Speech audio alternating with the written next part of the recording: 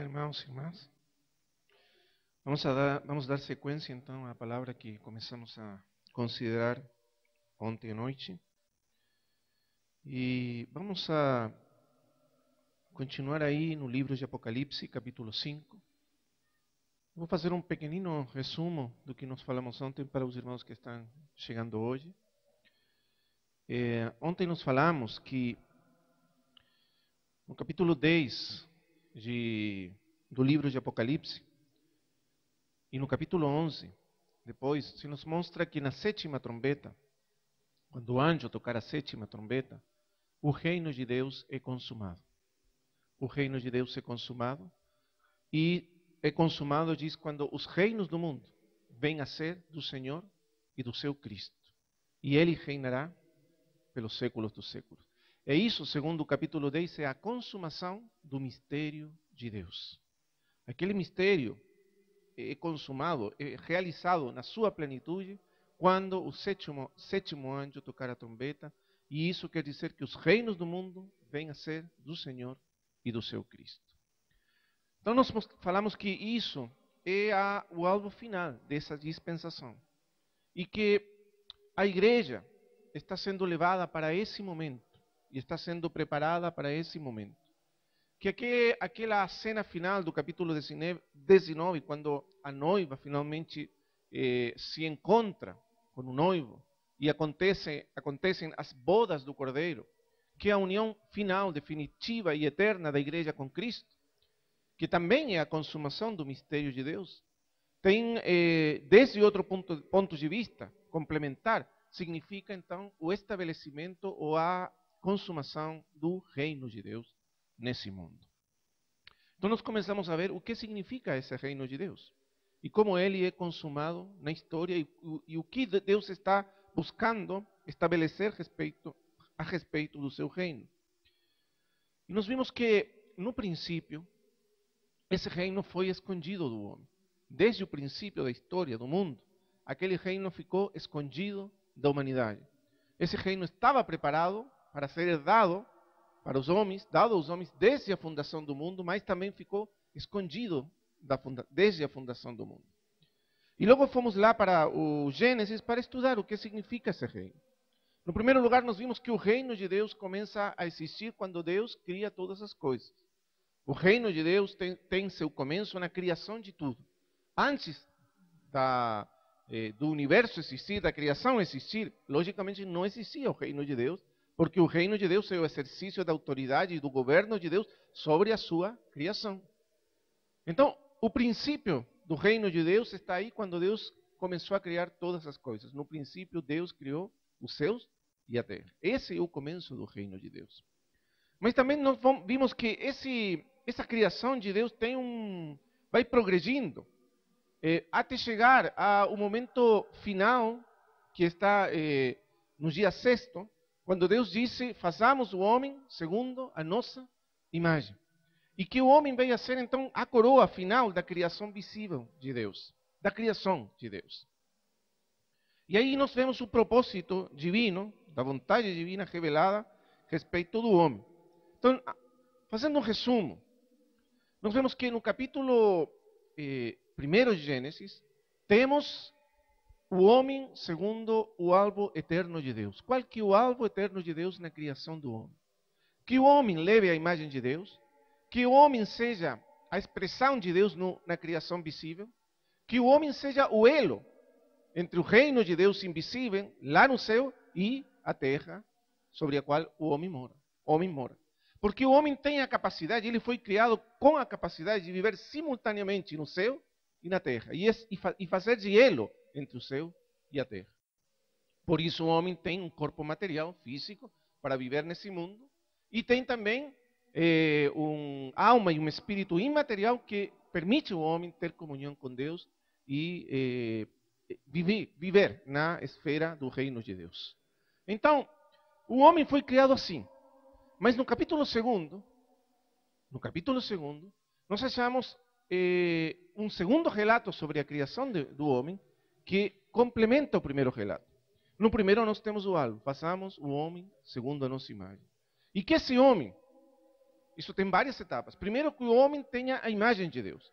E nós falamos que essa imagem era principalmente o caráter de Deus no homem, o caráter moral de Deus no homem. Segundo, que esse homem se multiplique para chegar a ser muitos. O propósito de Deus não é apenas ter um homem, um indivíduo que tenha a sua imagem, mas que esse indivíduo se multiplicasse para chegar a ser muitos. Quer dizer, um homem coletivo que levasse a sua imagem e que enchesse a terra da imagem de Deus. Terceiro, que esse homem fosse também, ou exercesse o domínio, a autoridade, representasse o governo e a autoridade de Deus sobre a criação. Primeiro, esse homem fosse ou levasse a imagem de Deus na criação. Segundo, o homem se multiplicasse para ser muitos. Terceiro, que esse homem pudesse exercer a autoridade e o domínio e o governo de Deus sobre a criação. Amém? Esse é o plano de Deus. Esse é o reino de Deus, que Deus preparou para o homem. Mas a Escritura diz que isso foi escondido. Então nós vamos ao segundo relato para saber o que aconteceu realmente. E isso nos diz que o homem foi criado do pó da terra, foi feito pelas mãos de Deus, Deus assoprou nele o fôlego da vida, e o homem veio a ser uma alma vivente, um ser vivente. E o homem justamente tinha essas duas características nele. Era um ser biológico, orgânico, como todos os animais da terra, mas ao mesmo tempo tinha uma alma e um espírito que o capacitavam para viver em comunhão com Deus. Logo Deus colocou esse homem no jardim do Éden. Nesse jardim nós vemos expressado o pensamento de Deus a respeito do homem. No meio do jardim, Deus colocou a árvore da vida. Por quê?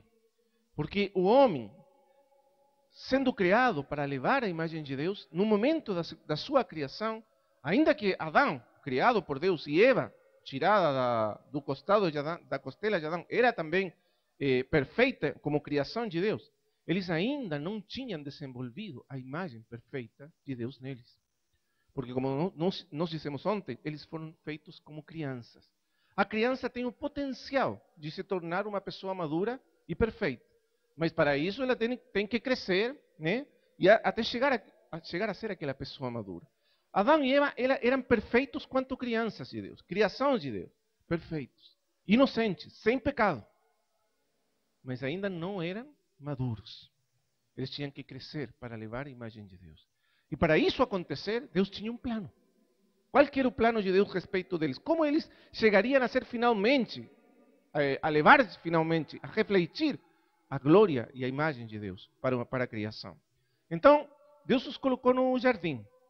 E aí, no meio do jardim, Deus plantou a árvore da vida. E era através da árvore da vida que eles seriam capacitados. No primeiro lugar, para viver em comunhão com Deus. E, no segundo lugar, para participar da natureza de Deus, que os capacitaria novamente, logo, para desenvolver o caráter de Deus neles. Essa árvore era fundamental. É por isso que foi plantada no meio do jardim, para expressar a centralidade dessa árvore para o homem. Comendo da árvore e sendo capacitado pela vida que estava nessa árvore, o homem poderia então viver na presença imediata de Deus e em comunhão com Deus. Nós falamos ontem que o reino de Deus é, em primeiro lugar, a presença imediata de Deus. Esse é o sentido mais básico do reino de Deus. É vivermos na presença imediata de Deus. E então, para o homem ser capacitado para viver e permanecer vivendo na presença imediata de Deus, o homem precisava comer da árvore da vida. No segundo lugar, a árvore da vida capacitava o homem para viver em comunhão com Deus. É por isso que o jardim do Éden expressa isso, o desejo divino de viver em íntima comunhão com o homem. E o homem vivendo em íntima comunhão com Deus. O homem olhando face a face, o homem morando face a face com Deus. E nessa comunhão íntima, comendo da árvore da vida e vivendo em comunhão íntima com Deus, aprendendo a depender de Deus em todas as coisas, é que o homem começaria a desenvolver a imagem de Deus nele. Quer dizer, a imagem de Deus no homem não é uma coisa automática. Ela é produzida segundo o plano de Deus para o homem. E no terceiro lugar, uma vez que o homem desenvolvesse aquela imagem de Deus, vivendo na presença da glória de Deus, participando da glória de Deus, através da árvore da vida, então o homem agora sim seria investido do poder e da autoridade de Deus sobre a criação de Deus. Porque o poder, na Escritura, o poder e a autoridade sempre estão baseados no caráter. Não existe coisa mais perigosa do que poder sem caráter. Você pode ver muitos exemplos na Escritura disso. Mas o maior de todos, eu penso que é Sansão. Sansão é um homem que recebeu poder, mas não tinha caráter. E o que aconteceu com ele no final? Como ele não tinha caráter, quer dizer, o caráter santo de Deus nele, o caráter moral de Deus nele, então o poder acabou por destruir a sua vida.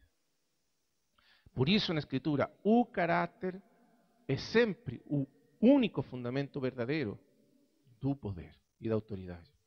Você pode ver isso também na vida dos reis, os primeiros reis de Israel. O primeiro rei foi Saul. Qual que foi o problema do Saul? Ele recebeu poder, ele foi investido com poder para reinar, ele recebeu a unção do Espírito para reinar e exercer a autoridade de Deus, mas ele não tinha o caráter. E então, finalmente, ele perdeu tudo. O mesmo poder que Deus lhe deu para reinar foi retirado dele.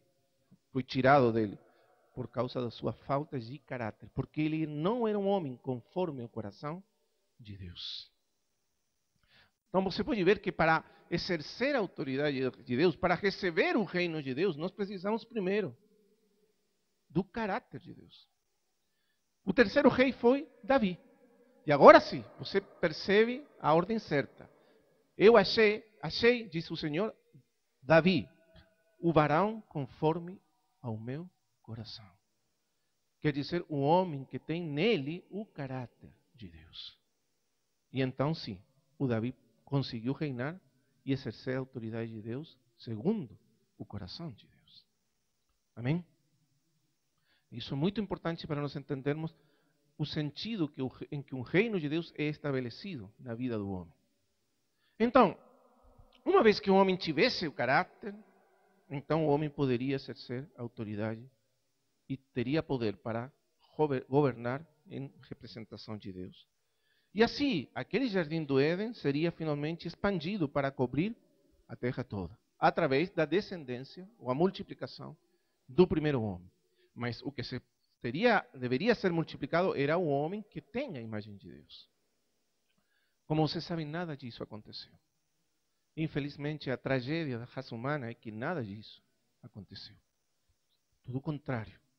O homem se afastou deliberadamente de Deus e do seu propósito e da sua vontade e se afastou da árvore da vida.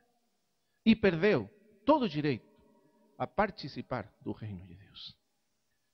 Quem, logicamente, nós vemos aí na Escritura, quem motivou essa rebelião do homem, quem está por trás dessa rebelião é o diabo. O diabo foi-lhe permitido entrar no jardim do Éden e tentar o homem. Vamos ver depois por que Deus permitiu isso. Você até poderia pensar, por que Deus permitiu isso? Não era melhor Deus deixar o diabo bem de fora, lá fora, e não permitir jamais se aproximar do homem?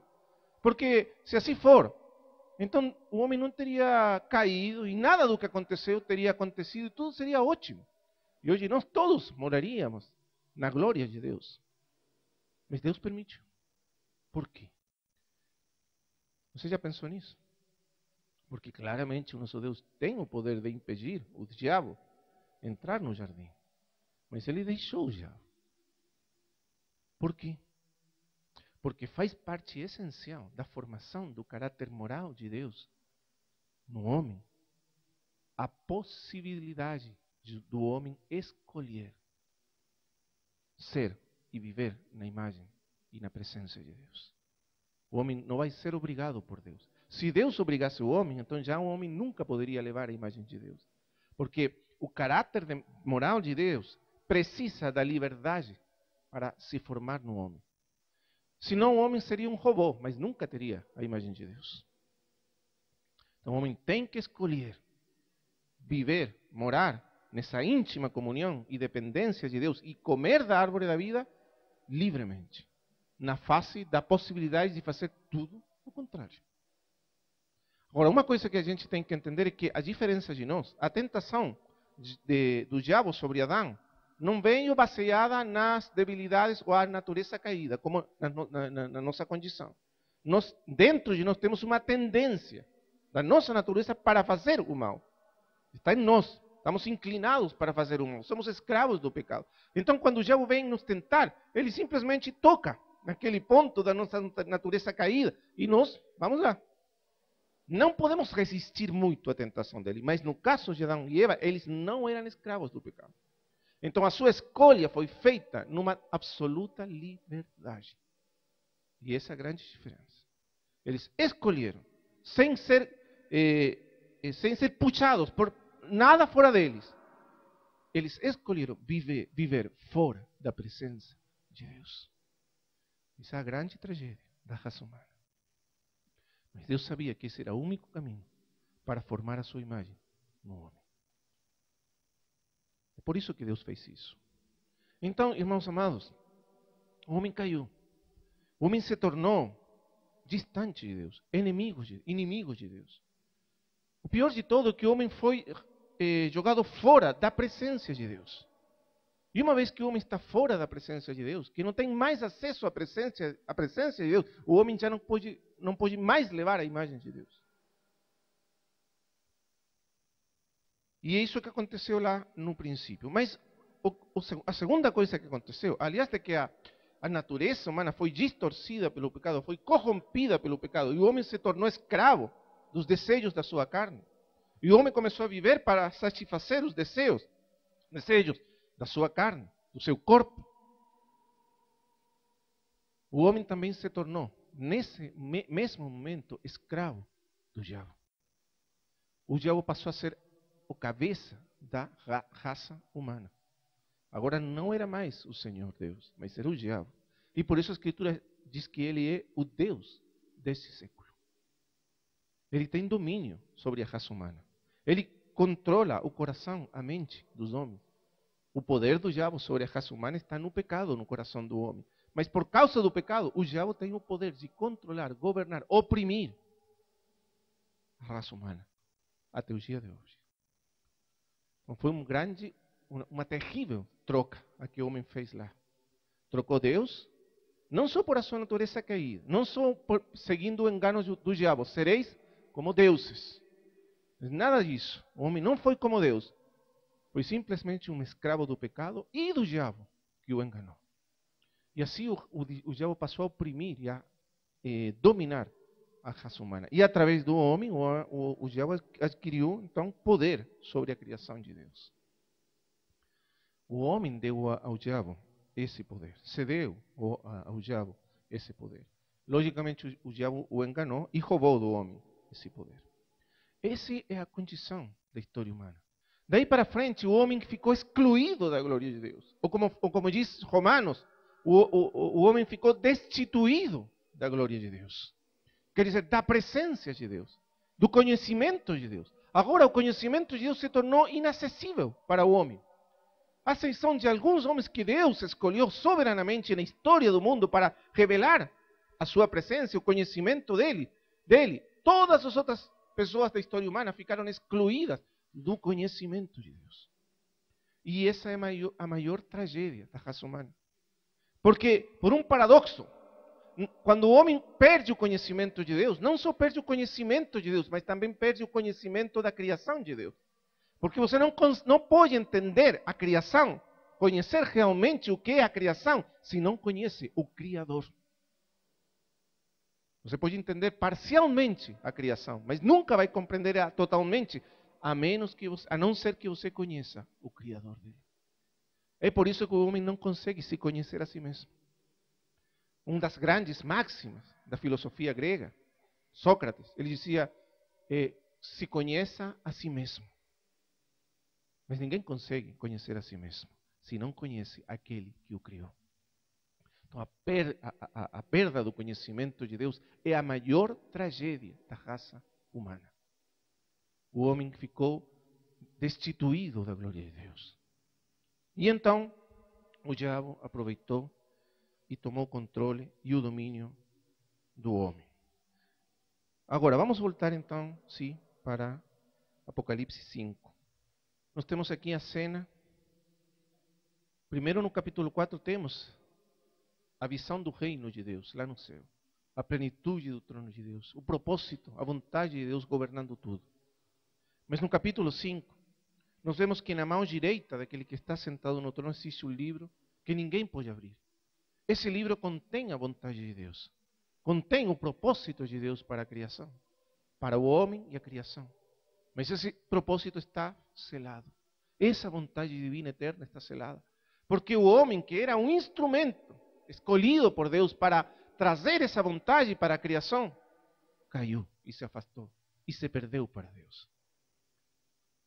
Mas então, quando João chora muito, porque ninguém é achado digno de abrir o livro, o versículo 5 diz assim: Todavia, um dos anciãos me disse: Não chores, eis que o leão da tribo de Judá, a raiz de Davi, venceu para abrir o livro e os seus sete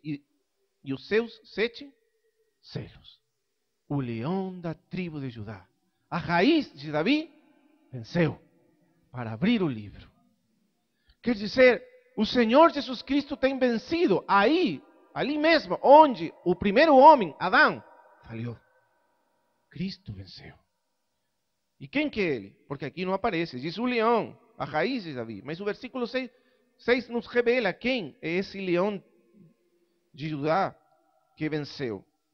Então, vi no meio do trono e dos 4 seres viventes e entre os anciãos, de pé um cordeiro como tendo sido morto.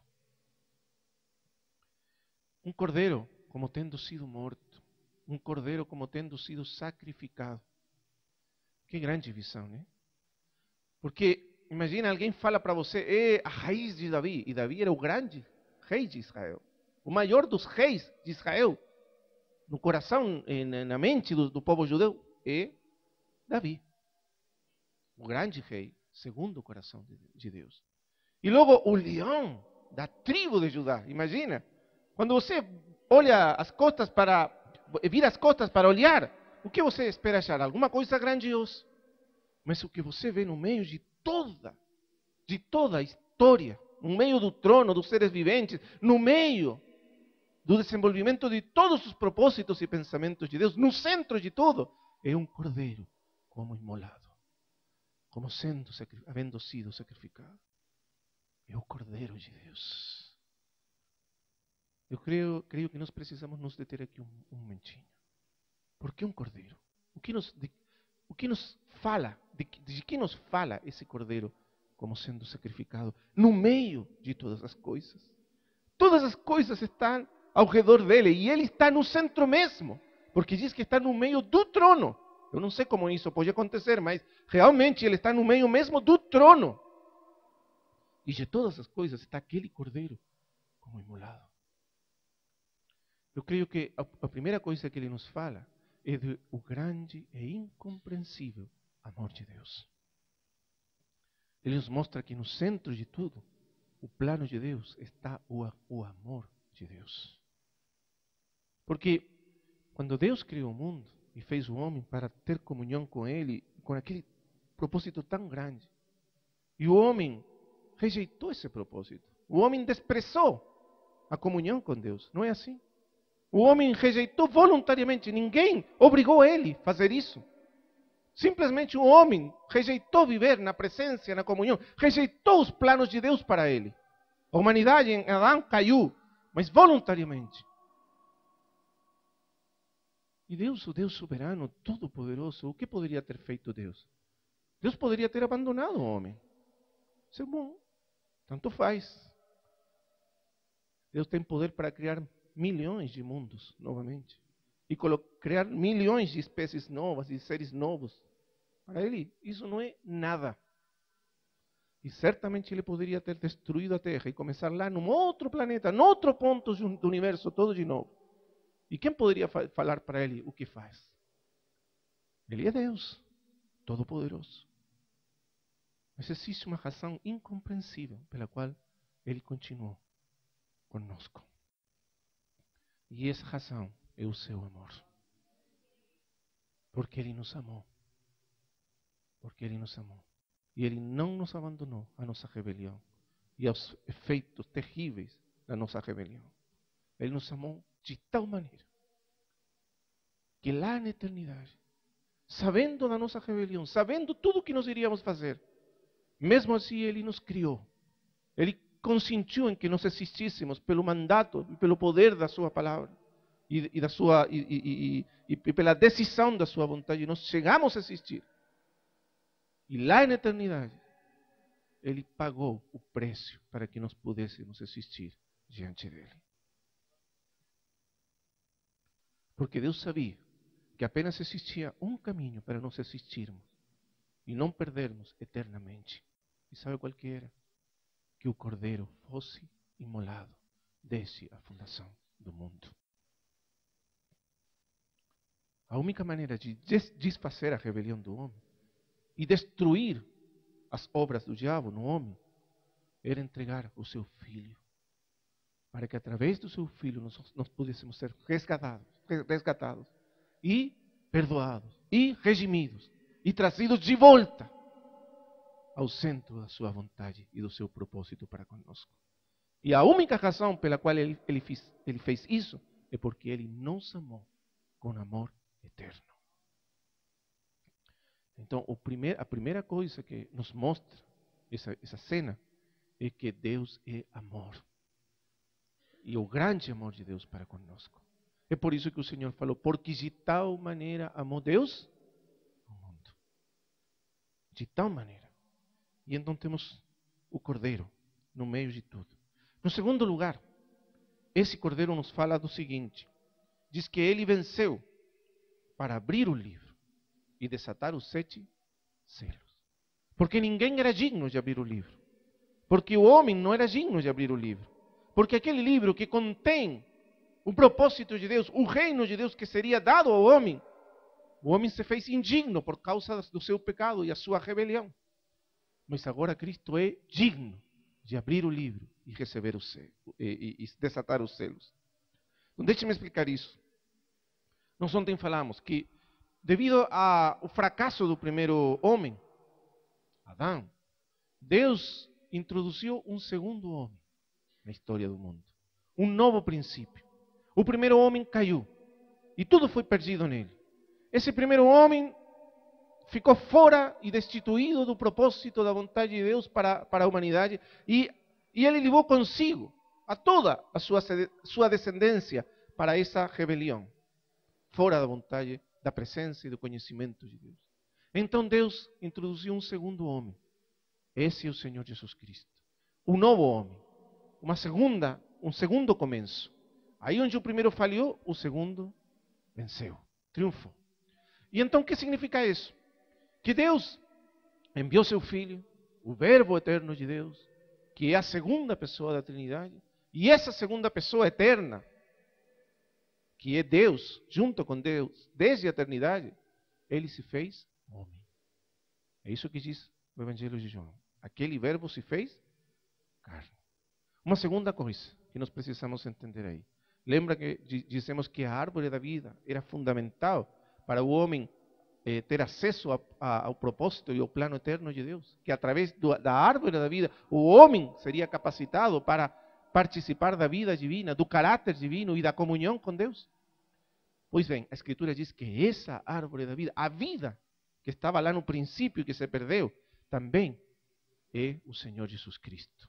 Porque diz João, capítulo 1, versículo 3, Evangelho de João, nele estava a vida. A vida que o homem perdeu lá atrás, estava nele. Ele era aquela vida, a vida que Deus colocou no centro de todo, para o homem participar da graça, da presença, dos propósitos eternos de Deus. Então, Ele é essa vida. E essa vida eterna, que estava com Deus desde a eternidade, essa vida, o Verbo de Deus se fez carne. Não é isso maravilhoso? Assumiu a natureza humana. Esse Verbo é a sabedoria eterna de Deus. João capítulo 1, versículo 2 diz, todas as coisas foram criadas por meio dele. E sem ele, nada do que foi feito, foi feito.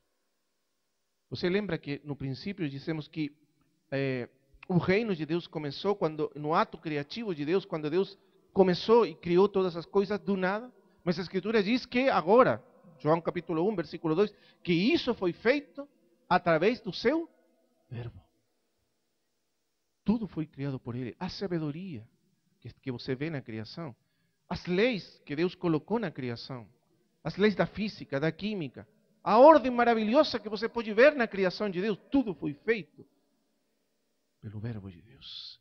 Foi feito e é sustentado pelo verbo de Deus.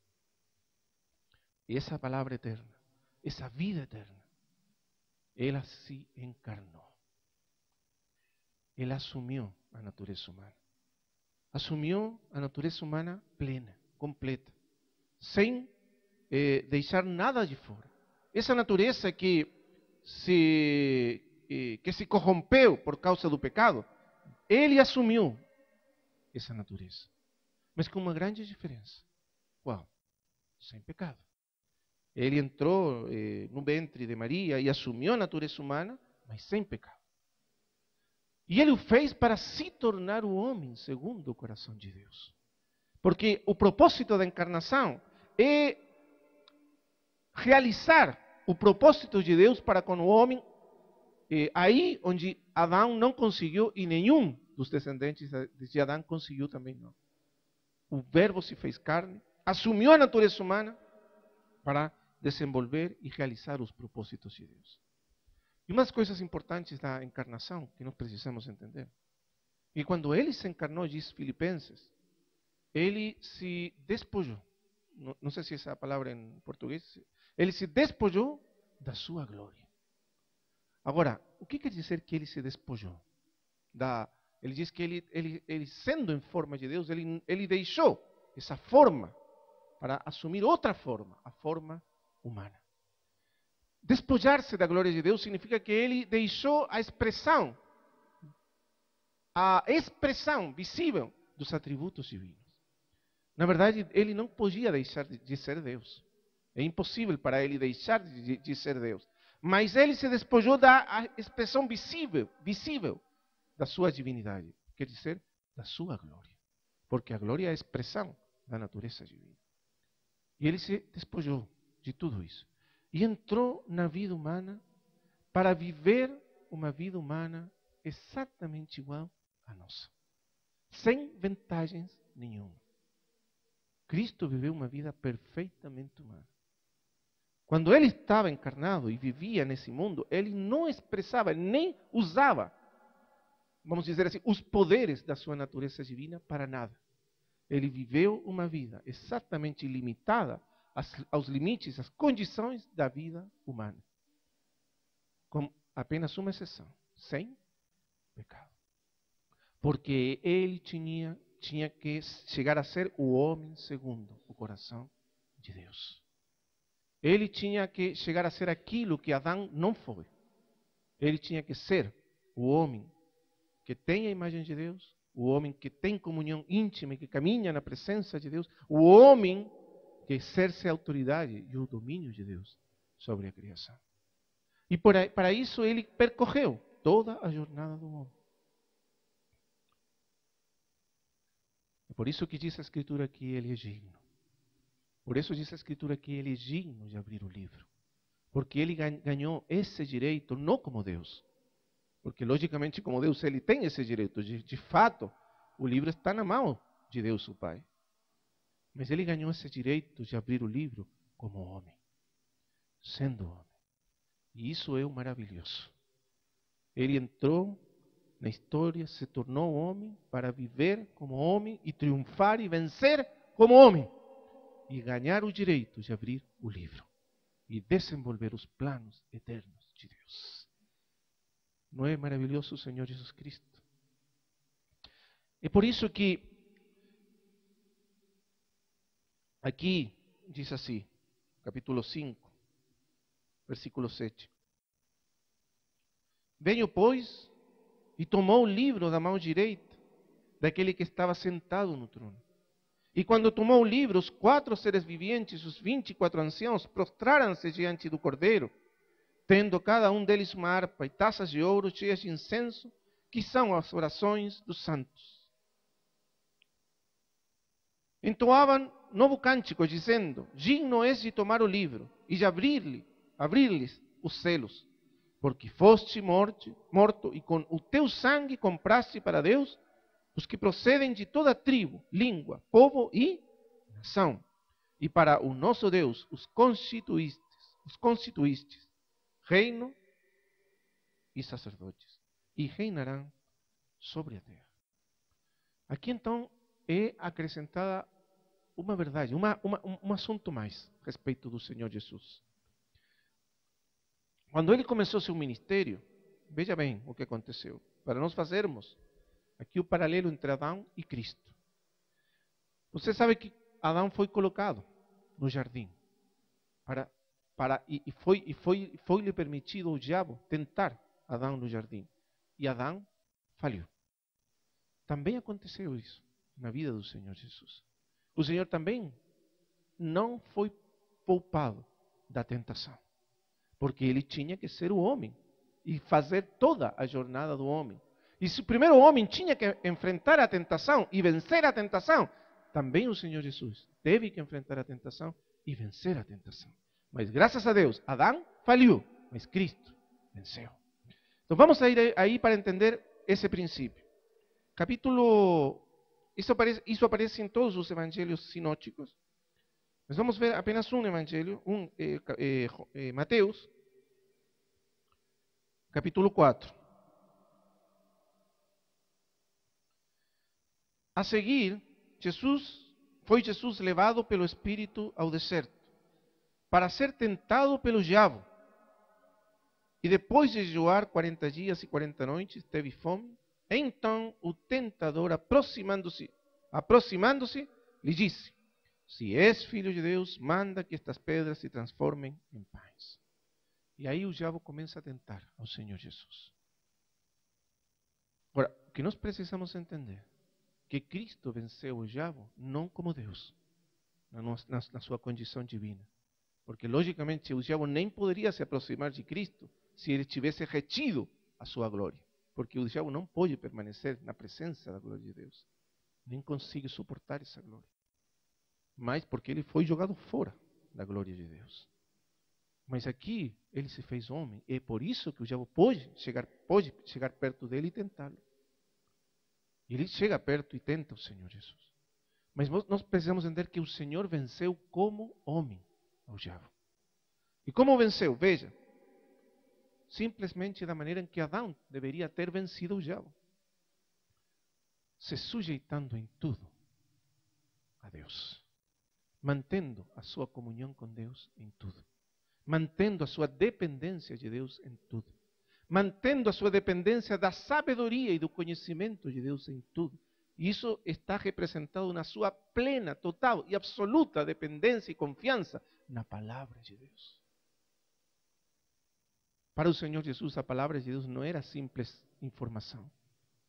Era a verdade mesma acerca de todas as coisas. Era o conhecimento certo de tudo. Essa palavra era a condição fundamental da sua vida. É por isso que ele vence o diabo através da palavra de Deus. E ele se sujeita e então vence o diabo. Quando o diabo, diz a Escritura, acabou toda a tentação. Olha, isso é uma coisa impressionante. O diabo provou todas as tentações que ele tem. Não ficou com nenhuma delas guardada contra o Senhor Jesus. Provou todas as tentações, de todos os tipos. E todas fracassaram. O Senhor venceu o diabo em toda a tentação. Não é isso maravilhoso? O diabo foi vencido em toda a tentação. E então, o diabo o deixou. Porque não conseguiu fazer com que o Senhor pecasse. Agora, vamos tentar entender isso mais profundamente. O que significa tudo isso? Vamos ler em Atos, capítulo 10, versículo 37 e 38. Diz assim: vós conheceis a palavra que se divulgou por toda a Judeia. Agora, veja o contexto. o apóstolo Pedro está sendo chamado a compartilhar o evangelho com os gentios, na casa de Cornélio. E é a primeira vez que um judeu vai compartilhar o evangelho com os gentios. Na verdade, no primeiro tempo, os primeiros crentes, os apóstolos, no princípio, eles achavam que o evangelho era apenas para os judeus. Eles não tinham considerado os gentios dentro da possibilidade de serem salvos pelo evangelho. Mas o Espírito de Deus mudou tudo. E ele falou para o Pedro ir lá na casa de Cornélio e pregar o evangelho para os gentios. E ele foi lá, começou a pregar. Agora, preste atenção ao que ele disse aqui, porque é muito importante. É a primeira vez que ele vai anunciar o evangelho para um gentio. Imagine, esse gentio, claro, Cornélio, não era um gentio comum e corrente, como um pagão, uma pessoa que não tem nenhum conhecimento da lei de Deus, da Escritura. Esse gentio era o que chamavam um gentio piadoso, uma pessoa que estava sendo treinada no conhecimento da lei de Deus, nas doutrinas do judaísmo. Então era uma pessoa que tinha certo conhecimento. E aí foi Pedro para pregar o evangelho. E fala assim: vós conheceis a palavra que se divulgou por toda a Judeia, tendo começado desde Galileia, depois do batismo que João pregou. E então acrescenta o seguinte: como Deus ungiu a Jesus de Nazaré com o Espírito Santo e com poder, e o qual andou por toda parte, fazendo bem e curando a todos os oprimidos pelo diabo, porque Deus era com ele. E nós somos testemunhas de tudo o que ele fez na terra dos judeus em Jerusalém. Eu não sei se essa seria a maneira que você pregaria o evangelho. Ele está destacando coisas que normalmente nós não destacamos quando pregamos o evangelho. Ele enfatiza duas coisas aqui. Primeiro, Deus ungiu com o Espírito Santo e com poder a Jesus de Nazaré. Esse é o primeiro que ele destaca. Por que ele destaca isso? Lembre que Cornélio e as pessoas que estão aí são pessoas piadosas, quer dizer, pessoas que têm conhecimento da Escritura do povo de Israel. Não são pagãos que não têm nenhum conhecimento. Como eles têm conhecimento, Pedro enfatiza uma verdade fundamental acerca de Jesus.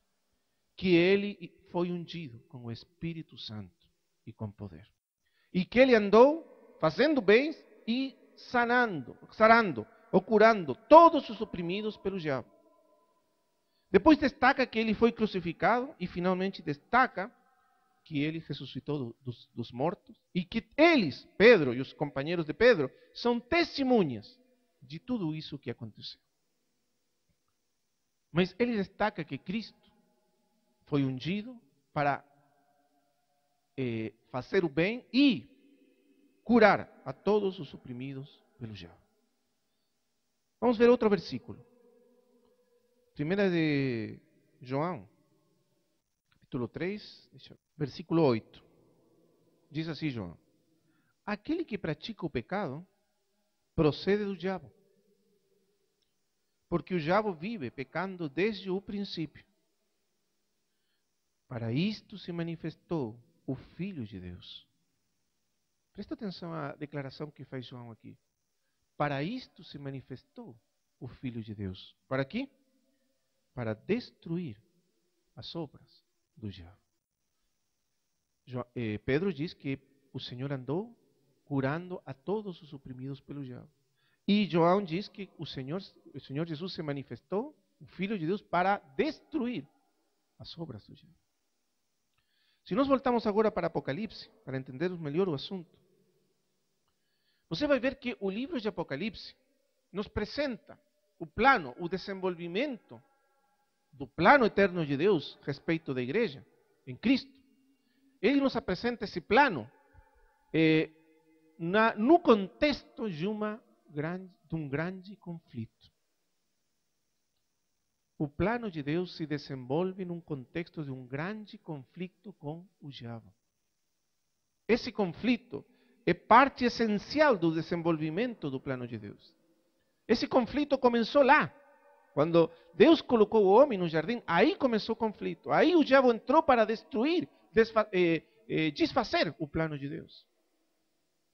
Aí o diabo entrou como um grande inimigo de Deus para impedir o cumprimento do plano eterno de Deus a respeito do homem e da criação. Para impedir que o reino de Deus se manifestasse na criação de Deus. E lá começou o conflito. E esse conflito continuou ao longo das eras. Esse conflito significa que o diabo tomou posse do homem, da humanidade, para oprimir a humanidade e levá-la longe, totalmente fora da vontade de Deus, para a condenação e a ruína. E nós precisamos entender isso no contexto do livro de Apocalipse. Porque, então, quando nós voltamos ao capítulo 5, diz assim, que o Cordeiro, quando tomou o livro, os 24 anciãos e os seres viventes, eles se prostraram diante do Cordeiro e diz que entoavam novo cântico, dizendo, versículo 9, digno és de tomar o livro e de abrir-lhe os selos, porque foste morto e com teu sangue compraste para Deus os que procedem de toda tribo, língua, povo e nação. E para o nosso Deus os constituíste o reino e sacerdotes, e reinarão sobre a terra.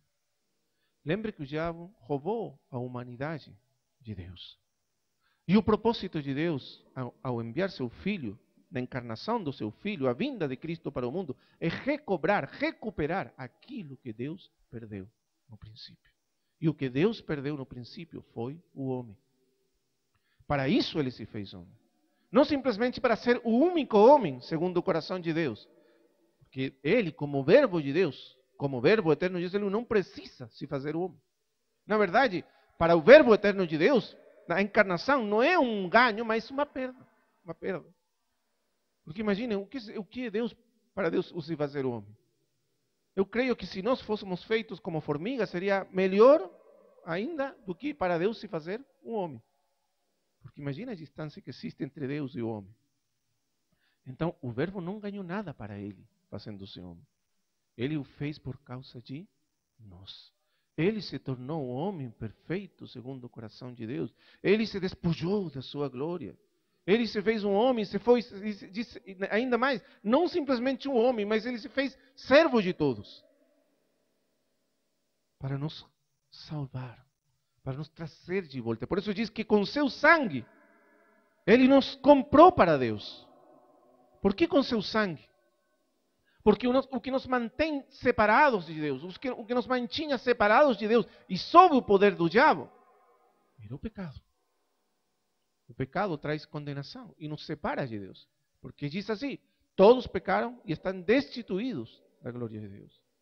E o sangue de Cristo fez expiação pelo pecado do homem. Eu sei que os irmãos entendem isso, não quero aprofundar mais nisso, mas é simplesmente para explicar por que é tão importante o que Cristo fez. Quando Ele morreu na cruz, Ele pagou a nossa dívida. Ele cancelou a dívida que tínhamos diante de Deus. E Ele preparou as condições para a nossa reconciliação plena e total com Deus. Ele abriu o caminho de volta para que o reino de Deus pudesse descer sobre a terra. Ele abriu as portas do céu. Aquele caminho que estava fechado, aquela espada que escondia, de fogo, que escondia o caminho da árvore da vida. Ele abriu as portas. Ele abriu o caminho direito à presença de Deus para nós morarmos novamente naquela gloriosa e bendita presença. Para nós termos comunhão com Deus. E a base de tudo isso, o que permite que tudo isso possa acontecer hoje, é simplesmente uma só. O seu sangue derramado sobre a cruz. Glória ao Senhor Jesus. Ele derramou seu sangue para abrir novamente o caminho. Desde o princípio da história do mundo, os céus estiveram fechados sobre a terra. Os homens clamavam. Diz Paulo que os homens caminhavam como cegos, apalpando, para ver se de alguma maneira eles chegavam a conhecer Deus e ter novamente contato com a realidade suprema, que é Deus. Mas não conseguiam. Os grandes filósofos da Grécia, porque isso ele falou aí no meio da Ágora de Atenas. Os grandes filósofos da Grécia, os maiores pensadores da humanidade, os maiores líderes religiosos da humanidade, tentaram encontrar o caminho de volta, mas nunca acharam. Por quê? Porque não existe poder nesse mundo, nessa criação, que pudesse abrir novamente o caminho. Ninguém era digno de abrir o livro. Mas eis aqui o Cordeiro de Deus. Venceu para abrir o livro, porque ele foi imolado e ele derramou a sua sangue, o seu sangue, e com esse sangue ele pagou o preço da nossa redenção. Todos os nossos pecados foram carregados sobre ele, e todos os nossos pecados foram castigados sobre ele. E ele recebeu a soma total da ira de Deus por todos os pecados da história do mundo. E ele cancelou a dívida. Esse é o nosso Senhor Jesus. E ele o fez como homem. Então, por isso, ele é o Cordeiro imolado que está no centro de todas as coisas. E por isso ele ganhou o direito de abrir o livro. Porque ele pagou o preço. Porque dessa maneira agora todos os homens de todas as tribos, povos e raças, como diz Apocalipse, todos eles podem vir agora e beber gratuitamente, de graça, da fonte da água da vida. Então, Cristo recuperou para Deus aquilo que tinha se perdido. Mas então, agora nós precisamos entender isto. Nesse caminho de recobrar tudo para Deus, ele entrou, necessariamente, entrou em conflito direto, frontal, com o príncipe deste mundo. Você vai compreender que o diabo de jeito nenhum quer permitir que isso aconteça. E o diabo é a maior das criaturas divinas. Quer dizer, como ser criado, não existe um ser mais grande como criatura do que o diabo. Logicamente, Cristo é maior, porque ele não é simplesmente um ser criado. Ele é o Criador eterno de todas as coisas. Mas como criatura, quanto criatura, não existe um poder maior do que o diabo. Então vamos continuar lendo Apocalipse. Cristo restabeleceu o plano eterno de Deus na sua cruz. Mas agora vamos a ir aí, a Apocalipse capítulo 12. É por isso que diz Pedro que ele andou fazendo bens e curando a todos os oprimidos pelo diabo. Porque o Espírito de Deus estava com ele, a unção de Deus estava com ele. E isso é uma referência aos profetas do Velho Testamento. É porque é uma marca identificatória do Cristo, o fato de ser ele ungido para fazer essas obras. A palavra Cristo significa o ungido. Esse é o significado básico da palavra Cristo. E é uma referência aos antigos reis de Israel. Quando você lê no Velho Testamento, por exemplo, diz que o rei Saul era ungido do Senhor, e Davi diz, eu não vou tocar no ungido do Senhor. Lembra disso? A palavra hebraica aí que aparece no hebreu é o Cristo, o Messias do Senhor. Se você lê a versão hebraica, a Bíblia hebraica diz, eu não vou estender a minha mão para tocar o Messias do Senhor. Isso diz literalmente. E quando você lê na Septuaginta, a versão grega, diz, eu não vou estender a minha mão para tocar o Cristo do Senhor. Por que faz essa referência? Porque os reis de Israel, os primeiros, os verdadeiros reis de Israel, eles reinavam pelo poder da unção que recebiam. O que capacitava um rei para reinar diante de Deus era simplesmente uma coisa. Qual? Uma coisa. Qual? A unção que estava sobre eles. O Espírito de Deus sobre eles. Os reis de Israel não eram como os reis mundanos. Eles não reinavam pelo poder da sua sabedoria, sua inteligência, sua força, sei lá o que, sua valentia. Existia apenas uma coisa que os capacitava para reinar: a unção de Deus sobre eles. E por isso eram chamados o ungido do Senhor. O primeiro rei que recebeu a unção foi Saul. Ele foi ungido por o profeta Samuel. E a unção do óleo, do azeite, foi simplesmente uma figura do que realmente aconteceu nele. O Espírito de Deus veio sobre ele, ele foi mudado num outro homem e começou a reinar. Mas já sabemos a história, ele não tinha caráter para exercer a autoridade de Deus. Então aconteceu uma coisa muito triste com ele. Diz que a Escritura, Deus achou outro homem, Davi. E o profeta Samuel foi lá, na casa de Davi. História, né? Viram os irmãos, não era nenhum dos irmãos. Veio finalmente ele, e ele derramou o azeite da unção sobre Davi. E falou, eis aqui, o ungido do Senhor. E aí, desde esse dia para frente, diz a Escritura para diante, o Espírito do Senhor vem sobre Davi. Mas se você continua a seguir, o versículo imediatamente que vem a seguir, diz o seguinte, uma grande tragédia. Mas o Espírito do Senhor se afastou de Saul. E por isso Saul deixou de ser um rei diante de Deus. Essa foi a tragédia de Saul. Você lembra o que aconteceu quando Davi pecou? Dessa maneira tão terrível que ele ofendeu o Senhor? Sabe qual foi a grande angústia, o grande temor no coração de Davi? Sobre todas as coisas, não era perder o reino, deixar de ser rei, perder... Isso não era muito importante para Davi, nunca foi muito importante para o rei Davi. Porque era um homem segundo o coração de Deus. A coisa que angustiava terrivelmente o seu coração, Salmo 51. Senhor, não tires de mim o teu Santo Espírito. Não tires de mim o teu Santo Espírito. Porque ele sabia o que tinha acontecido com Saul. Deus tinha tirado o seu espírito de Saul por causa dos pecados de Saul. E Saul perdeu tudo. E acabou em nada. E a vida de Saul acabou na ruína total. E Davi sabia que ele, sem a unção do Espírito, era nada. Mas por isso ele era homem conforme ao coração de Deus. Porque Sansão e logo Saul, eles desprezaram a unção. Mas Davi atesorava essa unção como o mais importante da sua vida. Então, meus irmãos, essa é a história da unção. Essa é a história da unção. E quando a Escritura fala do Messias, é pelo seguinte. Porque depois de Davi, nunca houve Salomão, mas Salomão terminou muito mal. E depois de Salomão, nunca mais houve um rei como Davi. Ungido por Deus da maneira em que ele foi ungido. Capacitado, sobrenaturalmente e divinamente por Deus para reinar. Nunca mais. Então os olhos dos profetas se tornaram para o futuro. Porque o mesmo rei Davi tinha dito o seguinte. Quando ele já estava para morrer, ele falou o seguinte, ele diz, haverá um justo, virá um justo que reinará sobre os homens.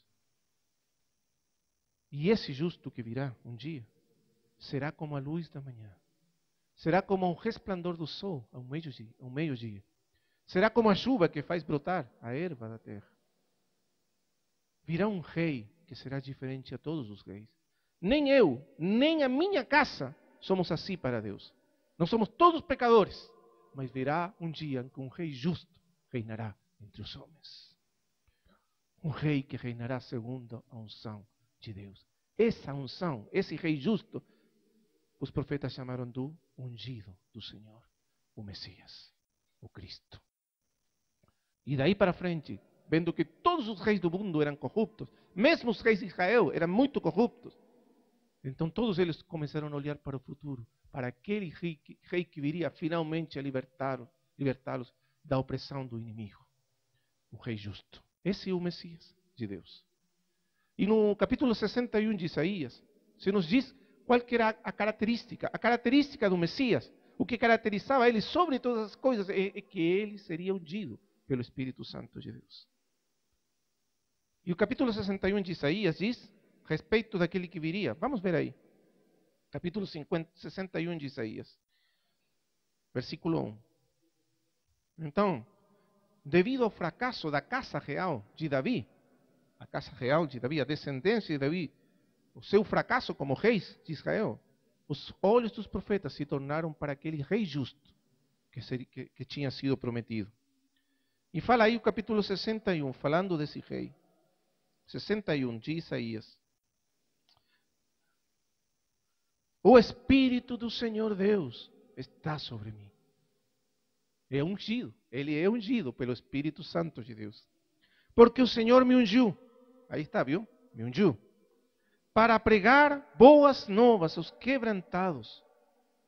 Enviou-me a curar os quebrantados de coração, a proclamar libertação aos cativos e pôr em liberdade aos algemados, a pregoar o ano aceitável do Senhor e o dia da vingança do nosso Deus, a consolar todos os que choram e pôr sobre os que em Sião estão de luto uma coroa em vez de cinzas, olhos de alegria em vez de pranto, vestes de louvor em vez de espírito angustiado, a fim de que se chamem carvalhos de justiça, plantados pelo Senhor para a glória sua. Que maravilha, irmão. Muitos profetas e estudiosos judeus acharam que ele se referia a um rei político, um rei que queria libertá-los do império, do domínio romano, dos inimigos. Mas ele não entendia no sentido profundo da profecia.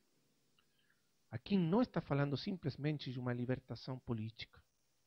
Quando a dinastia dos reis morreu em Israel, que foi quando veio a catividade babilônica, o cativeiro, a dinastia dos reis davídicos morreu e nunca mais voltou a surgir. Então os judeus esperavam o surgimento, o renascimento da dinastia davídica. E eles esperavam um rei como Davi, um rei guerreiro que destruísse os seus inimigos, expandisse as suas fronteiras e acabasse com a dominação romana. Estavam totalmente errados. Porque a vista do Senhor estava muito além dos limites da pequena nação de Israel. A libertação que trazeria o Messias não era uma libertação política, era a libertação maior de todas. Qual que é o contexto? Veja bem, diz, ele vem, o Espírito me enviou, o Espírito do Senhor, para pregar o ano, veja aí, diz, o ano aceitável do Senhor. O que quer dizer essa frase? É muito importante. Porque o que diz aí é que o Messias trazeria o ano do jubileu do Senhor. Sabe o que significa o jubileu? Os estudiosos no Velho Testamento. O que era o jubileu? O jubileu era o seguinte: existiam vários jubileus nas leis de Israel, as leis que Deus deu para Israel. O primeiro jubileu era o seguinte: todo israelita tinha direito a uma porção da terra prometida. A participação da terra significava que eles eram parte do povo da promessa de Deus. Estavam sob o reino de Deus e na proteção e participavam da herança de Israel, da herança de Deus. Isso tinha a ver com a terra. Então, perder a terra significava perder a herança em Israel, a herança de Deus. E quando um israelita empobrecia muito, ele se via obrigado a vender a sua terra para um outro do lado. E ele tinha que vender. Ou algum israelita estava cheio de dívidas e se via obrigado não só a vender a sua terra, mas também se vender a si mesmo como escravo.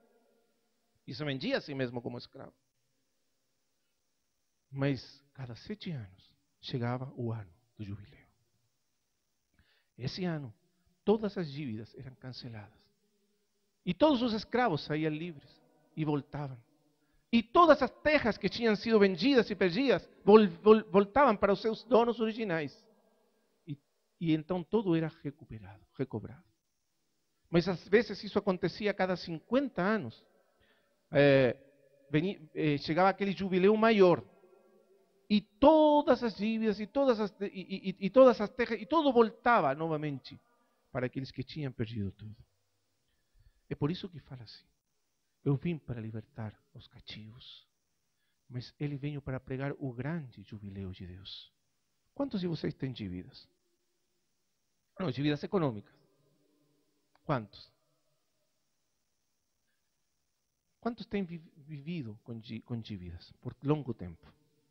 Como você se sente? Não é uma situação muito opressiva, muito angustiante? Você imagina que alguém chegasse assim e falasse: agora todas as dívidas foram canceladas. Imagina, seria maravilhoso, né? Chegasse aí um presidente e falasse: bom, todas as dívidas perdoadas, eu cancelei. Mas isso ainda maior de todos. Porque todos nós éramos cativos do diabo por causa das nossas dívidas. Todos nós éramos cativos do pecado. todos estávamos algemados, todos éramos escravos, todos tínhamos perdido tudo. Tudo que nós tínhamos, tudo aquilo que Deus deu para o homem no princípio, o homem perdeu. Mas o Espírito do Senhor está sobre mim. Eu vim para libertar os cativos. Eu vim para anunciar o ano grande do jubileu de Deus. Não para simplesmente Israel, mas para toda a humanidade. Eu vim para dizer, pelo poder do Espírito, que as dívidas, todas as dívidas, foram canceladas. Que a escravidão terminou. Que agora não temos mais que servir ao diabo, nem o pecado, nem viver mais sobre a opressão do inimigo de Deus. Porque Ele cancelou as dívidas. O Espírito de Deus me enviou.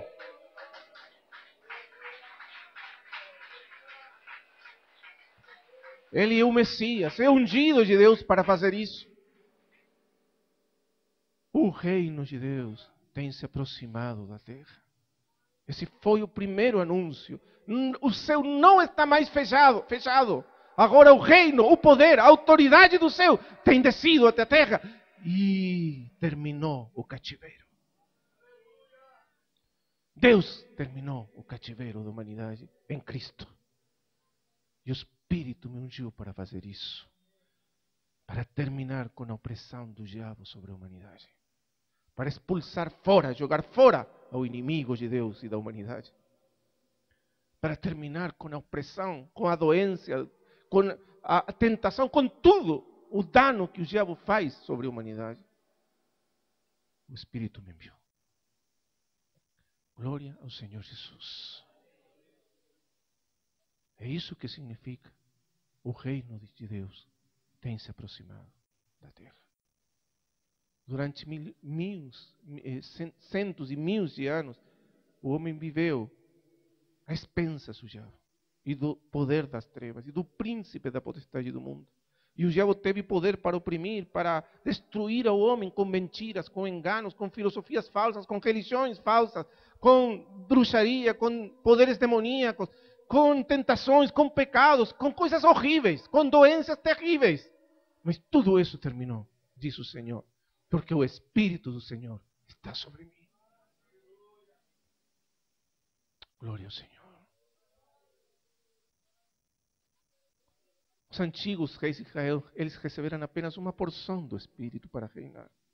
Mas o Messias, ungido de Deus, ele recebeu a plenitude do Espírito de Deus para exercer o reino e a autoridade de Deus sobre essa terra e acabar com o reino das trevas. Isso você vê tão claro na Escritura.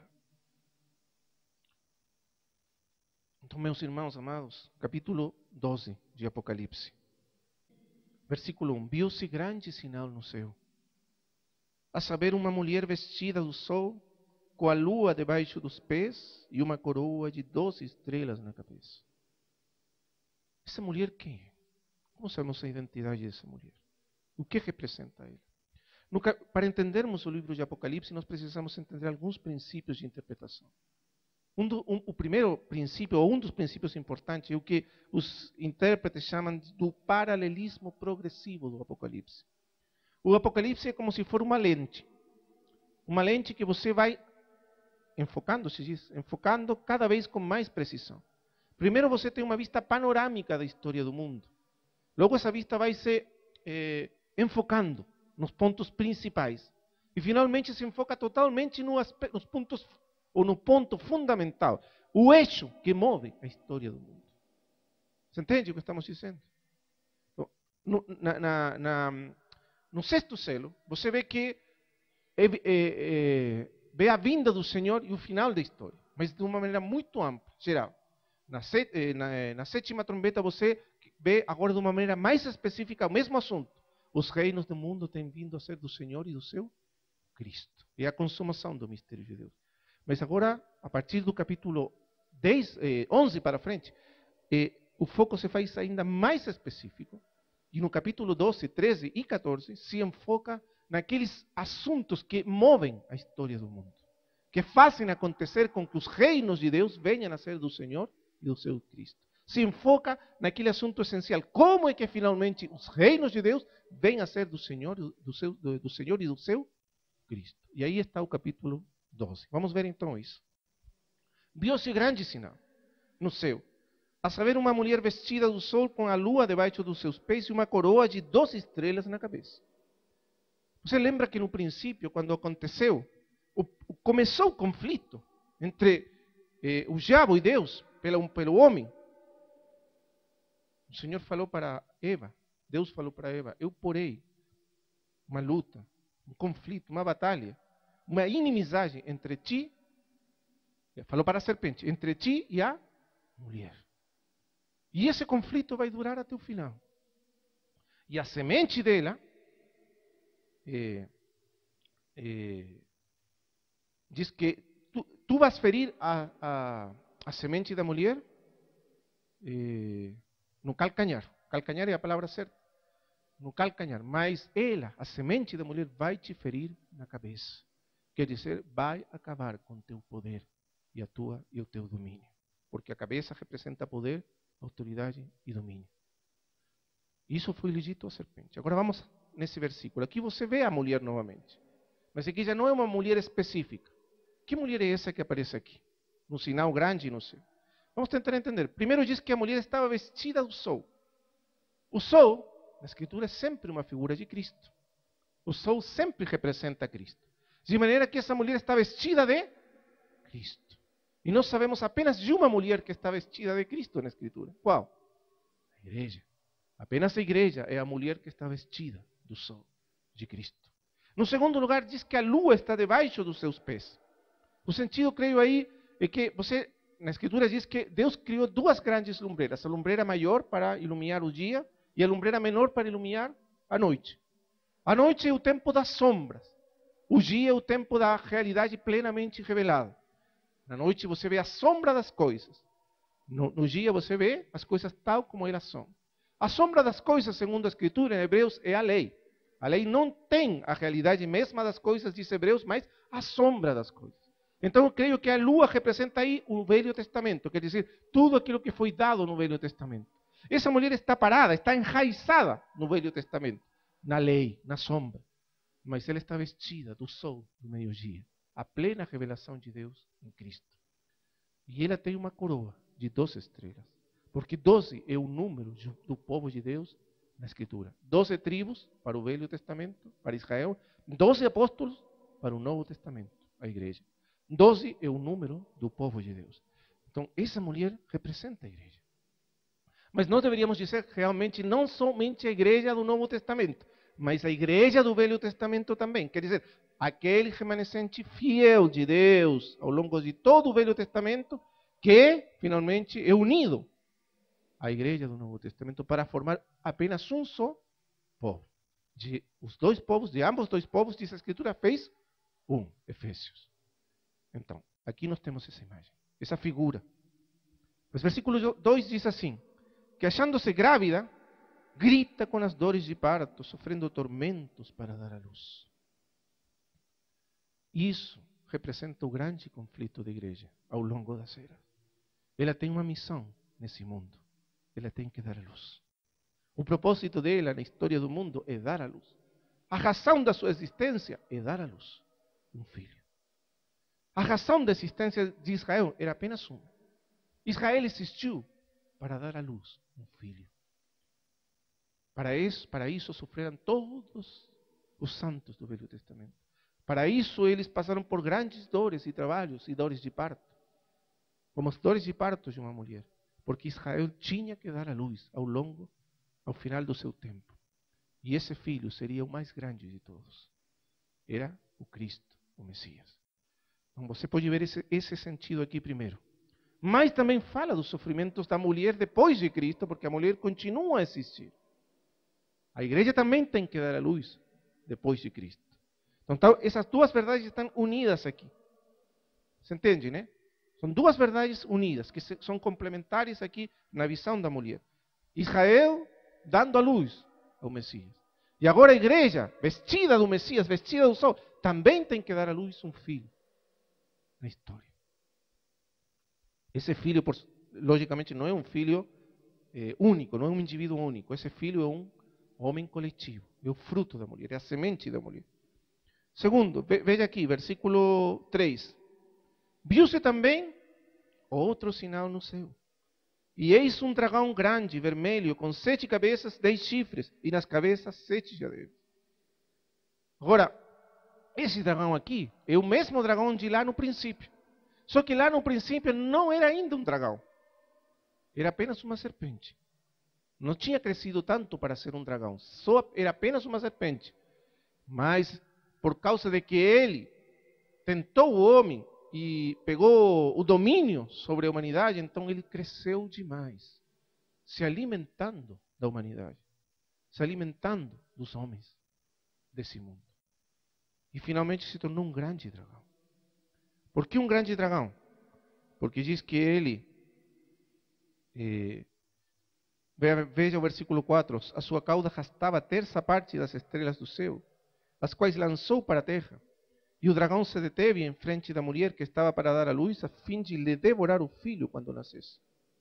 À medida que os homens se multiplicaram sobre a terra, Adão se multiplicou, se tornou 2, logo 4, logo, e assim, né? Foram multiplicando. O que foi multiplicando sobre a terra foi essa raça que está sob o domínio, que serve aos interesses do diabo, que está oprimida pelo diabo ao mesmo tempo. E essa raça construiu nações, e se construíram nações, e civilizações, e poderes, e muitas coisas aconteceram, até que finalmente essa raça cobriu o mundo. E o mundo está coberto da raça descendente de Adão, mas uma raça caída, que está sob o poder do dragão. E esse dragão, então, tem domínio, diz a Escritura, sobre todas as nações da terra. E por isso um grande dragão. E ele arrasta a terça parte das estrelas do céu. E isso quer dizer que ele também é ajudado, ele está junto, não sozinho, mas tem junto a ele poderes, potestades, principados e poderes demoníacos que atuam sob as suas ordens. A terça parte das estrelas do céu. Você até poderia interpretar que a terça parte dos anjos de Deus caíram junto com ele e lhe obedecem, e estão sujeitos a ele. Poderes demoníacos que oprimem e governam a humanidade. E ele se deteve frente da mulher que estava para dar à luz, a fim de lhe devorar o filho quando nascesse. Você vê, a mulher tem que dar à luz, mas na frente dela tem um dragão com as suas fauces abertas para lhe devorar o filho. Essa é uma cena que mostra de uma maneira muito gráfica o grande conflito entre o reino de Deus e o reino das trevas, entre Cristo e o diabo, por causa do homem. Nós sabemos que o Senhor Jesus já venceu o diabo. Nós sabemos que ele já destruiu o diabo. Que ele vem ungido com a missão de destruir, de desfazer, acabar com o poder do diabo sobre o mundo. Mas a história continua agora na igreja. É através da igreja que essa história vai se consumar. Que o triunfo de Cristo tem que ser estabelecido. Vamos deixar aqui porque eu acho que já vem os batismos. Se o Senhor permitir à noite, nós vamos a tentar encerrar este assunto, mostrando então como finalmente nós, por meio de Cristo, somos capacitados e somos enviados para consumar aquilo que Cristo começou a fazer quando ele foi ungido pelo Espírito Santo de Deus. Amém? Vamos orar ao Senhor. Amado Pai Celestial, somos muito gratos pela Tua palavra. Estamos tão agradecidos e maravilhados por tudo que Cristo fez por nós. Tudo que Ele fez, a sua vitória, o seu triunfo, o seu sangue derramado. E como Ele é o verdadeiro ungido de Deus, que veio para anunciar o fim do cativeiro, o fim da escravidão, o fim do poder do diabo, o poder da morte, o poder do pecado sobre a vida humana, para trazer o reino eterno de Deus, a presença bem-aventurada de Deus sobre a vida dos homens. Oh, nos ajuda a abrir os nossos olhos para ver quão abençoados e bem-aventurados somos em Cristo. No nome de Jesus. Amém.